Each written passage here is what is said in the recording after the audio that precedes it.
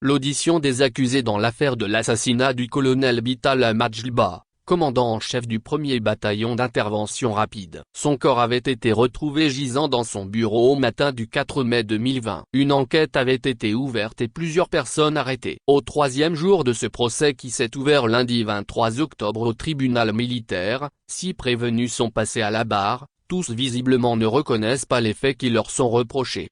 Le colonel Bitala Majlba a été retrouvé mort dans son bureau alors qu'il venait d'assister à la prestation de serment du président Faure Gnassingbé élu pour un 4e mandat de 5 ans.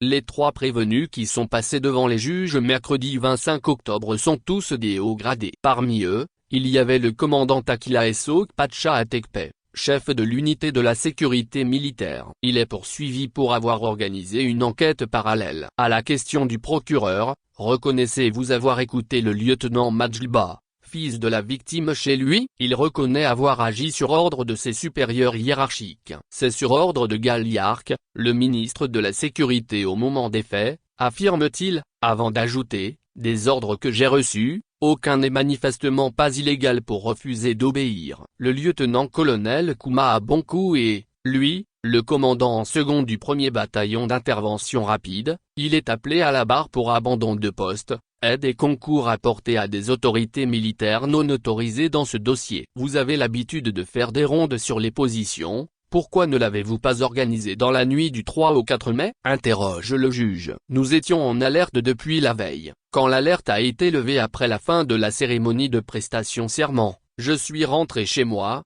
explique Kouma Bonkou. Et pensez-vous que votre chef peut dormir sans son arme? Lui demande le procureur. C'est inconcevable, répond-il. Tous les accusés se rejettent les torts, confie une source judiciaire. Ce jeudi 26 octobre, ce sera le tour du dernier accusé, le général Abalo Kadanga, chef d'état-major général des forces armées togolaises, au moment de la mort du colonel Bitala Majlba.